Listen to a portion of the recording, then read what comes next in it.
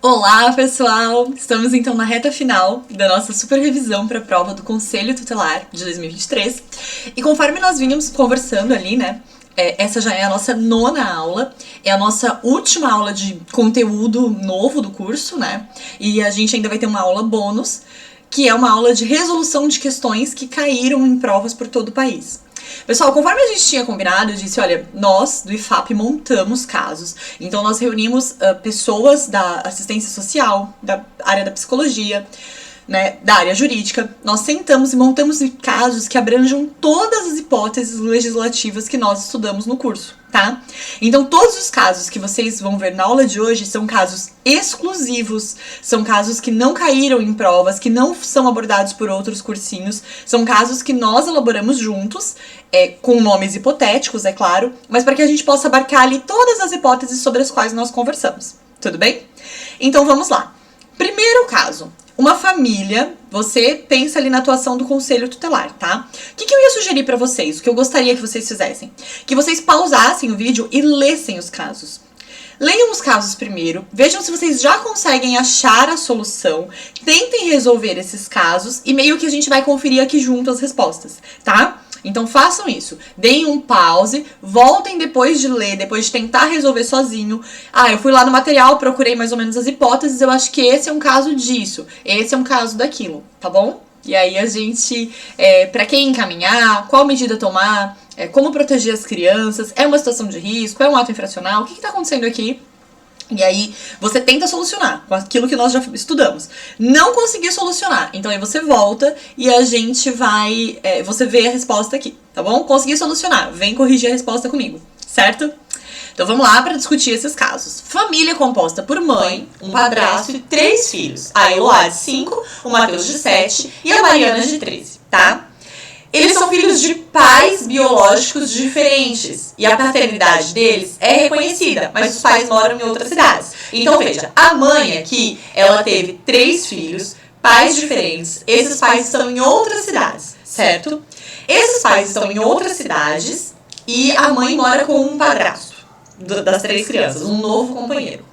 A Mariana, de 13 anos, ela é responsável pelo cuidado dos irmãos, de 5 e 7. E por esse motivo, ela tá faltando constantemente nas aulas. Aqui a gente já identificou uma situação de risco, tá? Aqui, se parasse só aqui, você já aplicaria para os pais, né, no caso para a mãe da Mariana, que é a responsável legal dela, aquela medida de orientação e também de matrícula, de obrigação, né, de matrícula e conferência, acompanhamento da frequência escolar dos filhos, tá? Então, chegou nesse ponto, parei na Mariana não indo na escola para cuidar dos irmãos, chama a mãe, entende a demanda da família e aplica essa medida de orientação e acompanhamento, porque a gente tem uma possível situação de risco, tá? E aí ela tem aquela obrigação de matrícula e acompanhamento da frequência escolar. Fernanda, acompanhei ali por, sei lá, 30 dias e não resolveu o problema. Aí você vai fazer uma notícia-fato para o Ministério Público. E o Ministério Público vai pedir para o juiz medidas para compelir, para obrigar essa mãe a acompanhar a frequência escolar dos filhos, tá? Geralmente, essas medidas, né, do artigo 129 do ECA, geralmente essas medidas elas vêm acompanhadas de uma punição caso os pais desrespeitem, por exemplo, uma multa. O padrasto aqui, ele é o provedor do lar. Ele é o proprietário da residência onde elas vivem, mas ele é alcoólatra e é agressivo, tá? A mãe, ela possui um manifesto afeto pelos filhos. Então, veja, não é uma mãe desidiosa, é uma mãe que possui afeto pelos filhos. Mas ela não apresenta uma postura ativa, já que ela depende financeira e emocionalmente do padrasto. Não há família extensa e nem rede de apoio na cidade. Então, eles estão na sua cidade, né, na sua jurisdição de conselho tutelar, mas ali não tem família extensa e nem rede de apoio. Em um contexto de agressão, os vizinhos ouvem gritos por socorro vindo da residência e acionam a polícia militar. O padrasto é preso em flagrante. A mãe é conduzida ao pronto atendimento pelas lesões que ela sofreu ali naquela agressão do padrasto. E não havendo quem fique com as crianças na residência, o conselho tutelar é acionado. Ao chegar na residência, o conselho constata que as crianças estão bem cuidadas, mas elas estão muito assustadas e muito preocupadas com a mãe. O conselho colhe o relato dos vizinhos, que informam que as crianças também são vítimas de agressão pelo padrasto. Além disso, há uma desconfiança de abuso sexual contra a Mariana, que na presença do conselho tutelar relata voluntariamente a ocorrência desses abusos, esclarecendo que ela era ameaçada pelo padrasto para não contar nada para a mãe. Ou seja, aqui a gente sabe que essa mãe... Vamos analisar primeiro a mãe. Ai, Fernanda, então aqui é caso de acolher. A primeira coisa que a gente olha quando vê um caso desse, meu Deus, as crianças estão em situação de risco, violência sexual é o caso de acolher. Mas qual que é o critério? O que a nossa situação aqui deixa muito clara, gente? A mãe tem afeto pelos filhos. Os filhos estavam bem cuidados.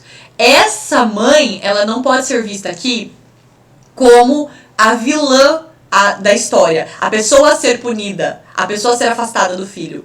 Tem afeto, as crianças estão bem cuidadas e ela, mãe, tem uma situação de dependência financeira e emocional, tá? Então, como ela tem essa situação de dependência financeira e emocional, ela também está sendo vítima de um cenário de violência. Então, ela também tem que ser protegida e orientada. Claro que, enquanto conselho tutelar, é a sua prioridade absoluta e enquanto rede de proteção, a prioridade absoluta aqui é com as crianças. Essas crianças, elas são vítimas de abuso físico, elas apanham do padrasto, elas estão vivendo violência psicológica porque elas estão presenciando violência física da mãe. A Mariana, que é a nossa adolescente, né, desse caso hipotético, ela é vítima de abuso sexual, então ela tem que ser afastada desse agressor. E aí a medida é o que fazer nesse caso, tá? Pessoal, eu tenho algumas questões aqui para serem analisadas. Veja, isso não vai cair numa prova de conselho tutelar porque a gente não tem uma resposta objetiva para esse problema. Tem várias nuances. Por que a gente trouxe esse caso para vocês? Por que a gente montou um caso tão abrangente? Justamente para que a gente possa pensar em hipóteses. A primeira delas é, essas crianças têm pai, tá? Elas têm pais biológicos que têm paternidade reconhecida e estão em cidades diferentes. Então, a primeira coisa que eu vou fazer aqui, pessoal, é o quê? Analisar a possibilidade de inserção na família extensa. Faz contato com esses pais, né?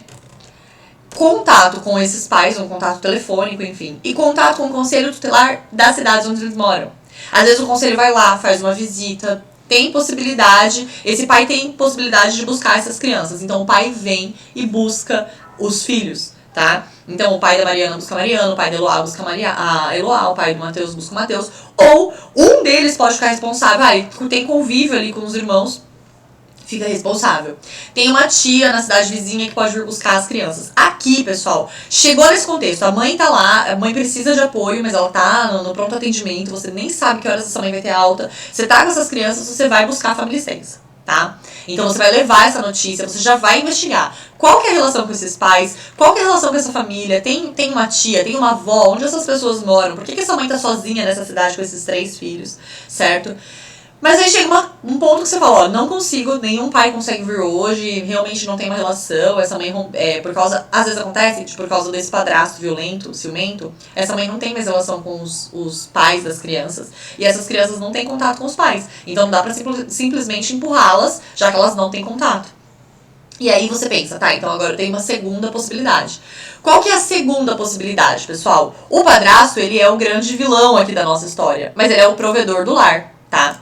Então, você pode aplicar a medida aqui, ó, do artigo 130 do ECA, né? Solicitar para o juiz, no caso, a medida do 130 do ECA, que é sempre aplicada pelo juiz. Lembra o que diz essa medida? É afastar o agressor do lar e fixar alimentos para que ele pague para a família, tá? Pessoal, é óbvio que aqui, como ele é o dono da casa, essa medida é uma medida temporária, até que essa mãe se restabeleça, até que essa mãe seja encaminhada a programas. Acontece que você, ali, nesse momento, não consegue aplicar essa medida também. Por quê? Porque você tem que pedir para o juiz. E você está com 3 crianças na sua frente, uma mãe no PA, as crianças chorando, uma menina falando que teve violência sexual, e esse pai tá preso, mas esse padrasto tá preso, mas a qualquer tempo ele pode sair. Inclusive, ele é conduzido geralmente e não pega uma prisão preventiva, né? Ele vai ter uma medida de afastamento ali da mãe. Mas essa medida de afastamento, ela tem prazo para terminar. Então, o que acontece? O padrasto é retirado do lar. O delegado de polícia aplica essa medida de afastamento. Em tese, quando a mãe sai do hospital, sai do pronto atendimento, ela volta para casa, as 3 crianças estão ali, o padrasto está com uma medida protetiva de afastamento do lar e elas conseguem ficar ali por um período. Mas a casa é dele, né? Então elas precisam se restabelecer. Como a mãe tem afeto e ela depende financeiramente e emocionalmente do padrasto, qual seria o cenário ideal aqui? as crianças podem ser acolhidas, certo? E a mãe ser acolhida junto. Então esse me parece um caso, pessoal, ó, não há familistência e nem rede de apoio na cidade. Me parece um caso aqui de acolhimento familiar, tá? Por que me parece? Porque tem várias hipóteses. Pode ser que nesse caso, um dos pais biológicos já quis pegar a criança. Família extensa, prioridade, certo? Não consigo família extensa. Afastou o pai. O delegado de polícia fixou uma medida de afastamento. A mãe volta pra casa e fica com os filhos nessa noite aí que você foi chamado. Resolvemos o problema. Medida de afastamento, tá? É medida protetiva. Vou até colocar aqui. Maria da Penha. Porque pode ser que ela já tenha tido isso aplicado lá na delegacia, ou artigo 130 do ECA, que você vai pedir pro juiz. Então, veja, primeiro tentei inserir na família extensa, não deu. A medida protetiva resolveu o problema, não resolveu. Acolhimento familiar.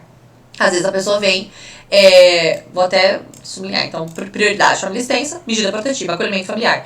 E aí esse acolhimento familiar, pessoal, quando você realiza esse acolhimento familiar, tem alguns acompanhamentos de rede aqui para essa família.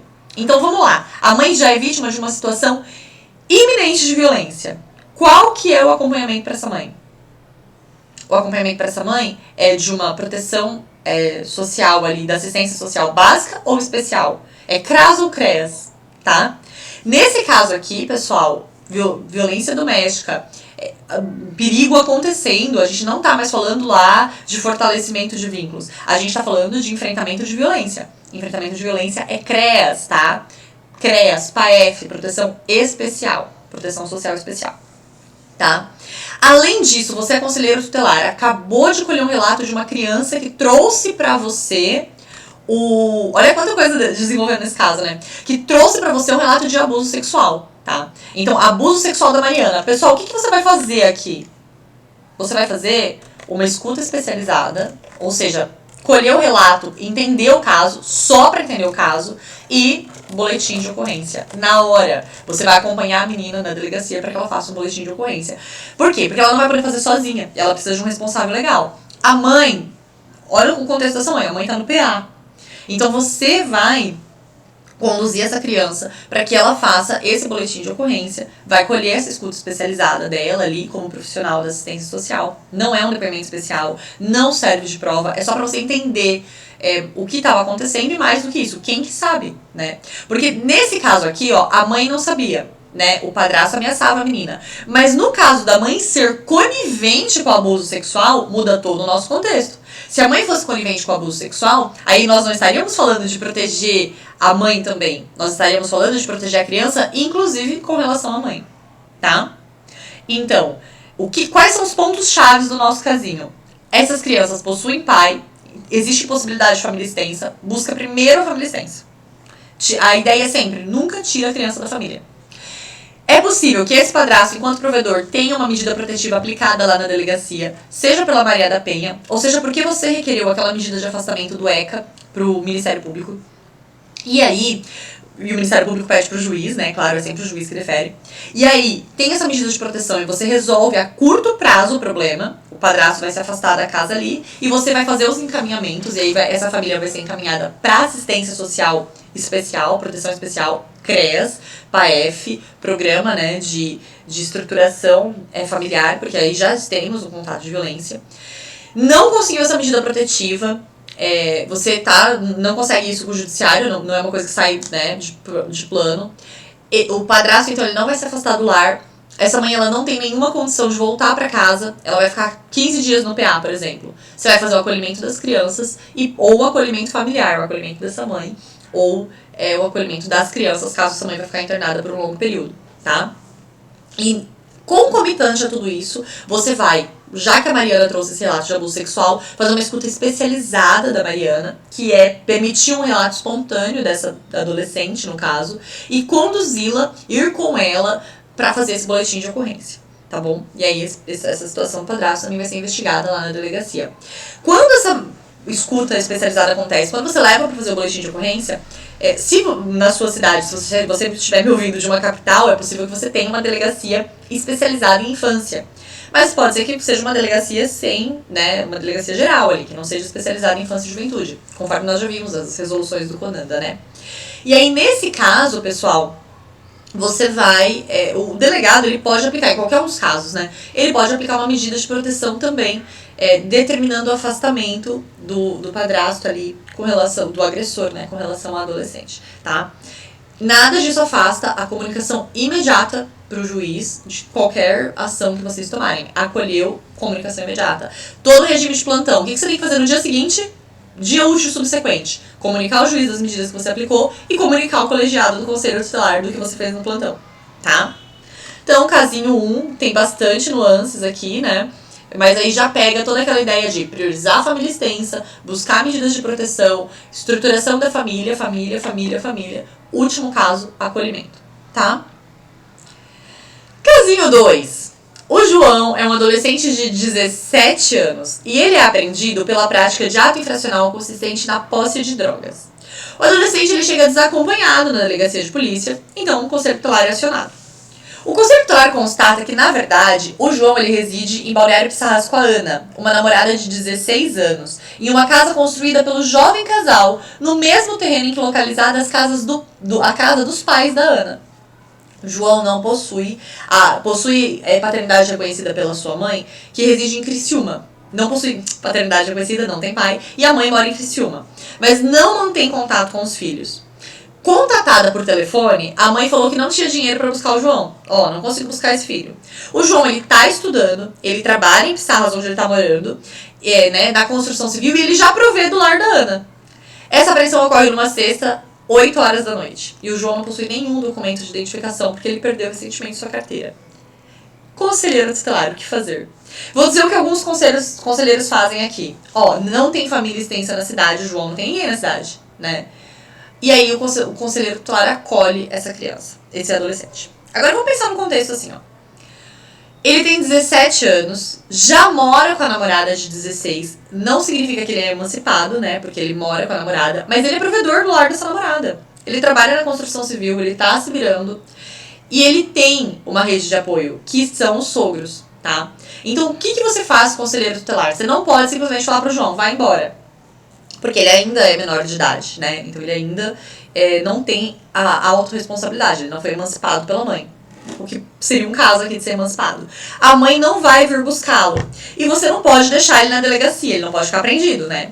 Então o que você faz? Você leva pro abrigo na sexta-feira às 8 horas, pro juiz liberar na segunda? Um menino que já tá trabalhando, que já tá... Pessoal, nesse caso aqui, você faz um termo de responsabilidade pro sogro ou pra sogra.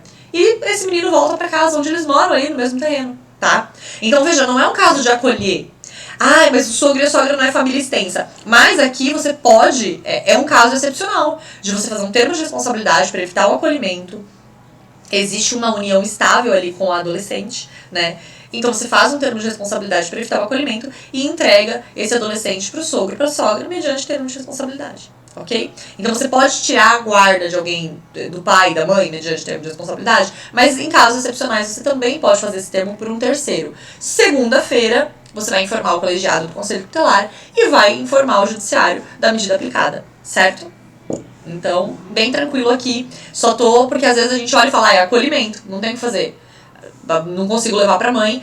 Mas e se o conselho levar ele pra Criciúma, pra casa da mãe? Não, gente. O conselho, ele não faz isso. Não é atribuição do conselho transportar o adolescente pra outra cidade, tá? Tem municípios que colocam o conselho nessa função, mas não é atribuição. A hipótese correta aqui é termo de responsabilidade pro sogro e pra sogra. Caso 3. A família é composta pelo pai, pela mãe e por 2 crianças. A Ana Júlia, que tem só 1 ano e 6 meses, e a Valentina, de 3 anos. Os pais são dependentes químicos. A mãe, ela possui um quadro depressivo associado e ela não adere ao tratamento, né, contra a dependência química. Os vizinhos acionam o conselho tutelar e quando o conselho chega, as crianças estão desnutridas, sujas e com erupções na pele. A Ana Júlia, que é a bebezinha de 1 ano e 6 meses, ela possui problemas de saúde aparente. O que você faz, conselheiro? Pai e mãe dependentes químicos, a casa, enfim, aquele contexto que a gente já conhece, né, quem tem experiência com assistência social, a casa tá uma calamidade, essas crianças estão abandonadas, elas estão desnutridas, elas estão sujas, elas estão com probleminhas de pele, às vezes as crianças têm até sarna, piolho. A Ana Júlia tem problema de saúde aparente que não está sendo tratada, são muito pequenininhas, né, 1 ano e 6 meses e 3 aninhos. Nós já vimos casos práticos, assim, que a criança tem 5, 6 anos e ainda não desfraudou. Então, nesse caso, você chegou, constatou isso. Qual que é a primeira ação que o conselho faz? Aqui. Criança em situação de risco, medida protetiva do artigo 101, né? Qual medida protetiva eu aplico nesse caso? Gente, a primeira é busca família extensa. Pode acontecer ali de você constatar que esse probleminha de saúde da Ana Júlia é algo meio emergencial. E aí você também vai requisitar o tratamento médico imediato para essa criança, tá? Enquanto conselheiro tutelar, você pode requisitar esse tratamento médico. Então você leva essa criança até, seja uma unidade básica de saúde, seja um pronto atendimento, depende do horário que isso está acontecendo, e você retira essas crianças do convívio com esses pais imediatamente, porque já são pais dependentes químicos que não aderem ao tratamento. Esses pais, eles vão ser encaminhados para o CREAS e para o CAPS. É assistência social especial, via CAPS. Depende de como é a estrutura da tua cidade. Caso você não tenha CREAS na tua cidade, você vai caminhar via CAPS, mas via CRAS, mas para assistência social especial. Gente, esses pais, eles vão ter esse encaminhamento. Mas até que eles façam adesão a esse tratamento, as crianças não podem ficar sob os cuidados deles. Então a primeira busca é por família extensa. Constatamos que não tem família extensa, né? Não tem nenhum tio, não tem nenhum primo, não tem nenhum irmão. Essas pessoas vieram lá do Ceará, chegaram aqui na cidade. É porque eu tô falando de Santa Catarina, né? Então vem do Ceará pra Santa Catarina. Mas se você tá no Ceará, essas pessoas vieram, sei lá, do Pará. Então é bem distante. E aí, como é bem distante, você não consegue providenciar ali a entrega dessa criança para ninguém da família extensa. Aí você vai fazer o acolhimento institucional dessas crianças, tá? Então é conduzir essa criança para a instituição de acolhimento da tua cidade, pro abrigo, né? E fazer o acolhimento institucional imediato dessas crianças, para que lá elas tenham um encaminhamento necessário, porque aí a gente já tá falando de proteção de alta complexidade, e aí elas vão ter o encaminhamento de saúde, elas vão ter o encaminhamento, a busca por tentar encontrar família extensa, reintegrar a família natural. E caso não consiga reintegrar essas crianças na família natural, elas podem ser colocadas em família substituta, inclusive para fins de adoção. Tá bom? Então, providência sempre, família extensa. Não achei família extensa, acolhimento. Acolhimento é sempre excepcional, não tem família. 4. A Joana é uma adolescente de 15 anos de idade. Ela reside na cidade de Orleans com a família... Pessoal, só pra... A gente tá falando, né? Eu tô gravando de Balneário Pissarras. Então é por isso que os exemplos são de Balneário Pissarras, tá? Porque a gente... Enfim, localização geográfica.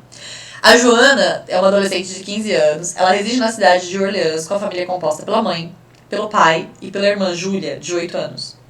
A família ela vem passar férias de verão aqui em Balneário Pissarras e a Joana foge e procura a delegacia de polícia. Na oportunidade, a Joana ela denuncia abusos sexuais sofridos pelo tio, que é dono da propriedade rural em que a família vive. E ela esclarece que os pais sabem desses abusos, mas que eles não denunciam, porque eles trabalham pro tio. E o tio é delegado, é amigo do delegado da cidade. Então a Joana, ela aproveitou as férias para formalizar a denúncia. Por quê, gente? Porque ela tinha medo, né? De realizar lá e sabia que não ia dar em nada. O tio, inclusive, é dono do imóvel de veraneio em que a família está hospedada. Como a Joana se apresentou na delegacia sem um responsável legal e trouxe esse relato, a delegacia vai chamar o conselheiro tutelar. E aí, conselheiro, o que você faz? Esse caso nós pensamos muito nesse caso, porque é um caso que pode acontecer. Né? O adolescente, a adolescente que é vítima de violência não pode não se sentir segura. A menina mora numa cidade pequena. Ela está sendo vítima de violência pelo dono do lugar onde eles moram, né?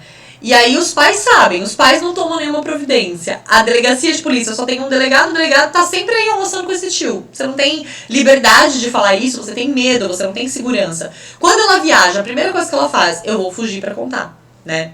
Ela é uma menina de 15 anos e ela tem uma irmã de 8. E a gente nem sabe qual que é a condição dessa irmã de 8, se ela também não sofre violência sexual. Porque ela tá no contexto de violência. Será que ela sofre, presencia? E aí a gente precisa investigar isso. A Joana, qual que é a competência do Conselho Tutelar? A competência aqui seria o Conselho Tutelar de Orleans, né?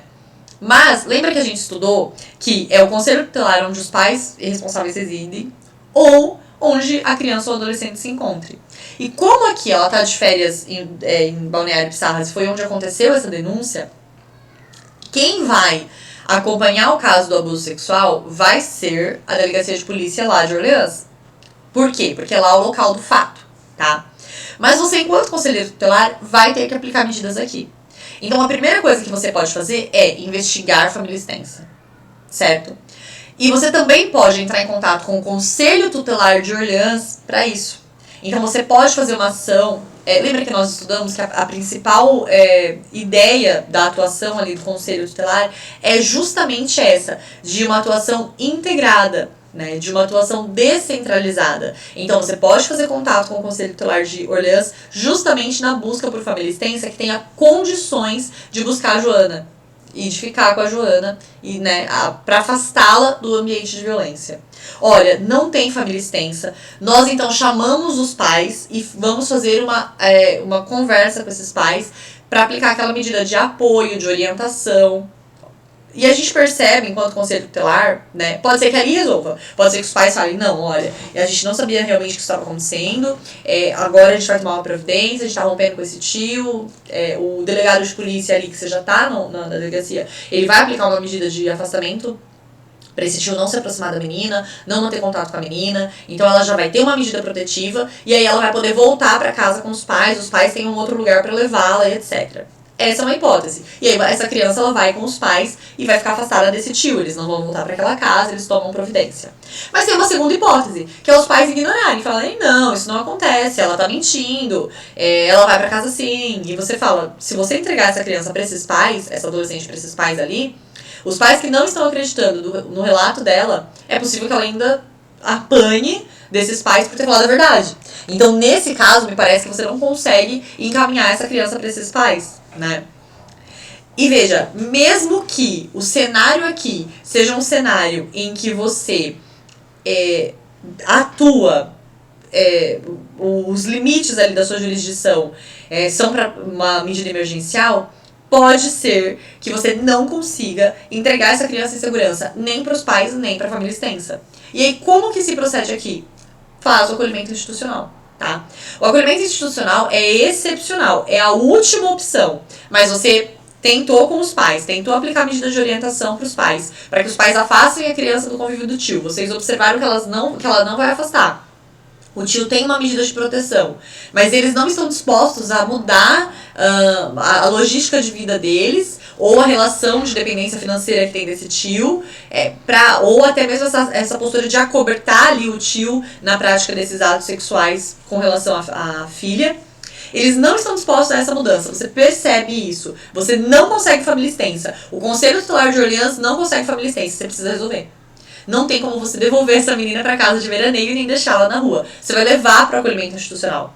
Qual que é o próximo passo, provavelmente? Lá no acolhimento institucional da tua cidade, que aqui é Balneário Pissarras, eles vão fazer contato com o acolhimento institucional de Orleans e mandar a Joana para Orleans, tá? Para que lá em Orleans, a Joana ela possa ter uma tentativa de reintegração familiar. Mas tem um outro detalhe aqui. A gente tem a Júlia de 8 anos. E aí você vai ter que fazer uma escuta especializada aqui. Uma escuta especializada com a Joana, que já trouxe o relato voluntário. Então você vai conversar com a Joana, para você entender se a Júlia também está em situação de risco. E se você perceber que a Júlia também está em situação de risco, você vai fazer uma visita domiciliar e vai conversar sozinho com a Júlia para fazer uma escuta especializada dela e entender se ela também é vítima de violência, tá? Se a Júlia também for vítima de violência, as medidas protetivas que você aplicar à Joana também se estendem à Júlia. Tudo bem? Então vejam, pessoal, que nesse caso, quando um adolescente, quando uma criança ela traz um relato de abuso sexual e ela está inserida em um contexto que esse relato de abuso sexual é um contexto familiar, acontece no ambiente familiar, e a criança ou adolescente, como na hipótese, tem um irmão, tem uma outra criança adolescente que pode estar sendo vítima, é importante que você faça uma escuta especializada, tanto da vítima, que trouxe o relato espontâneo, quanto da outra criança para investigar a possibilidade de ela também estar em situação de risco. E aí você aplica a medida pensando nas duas hipóteses, certo?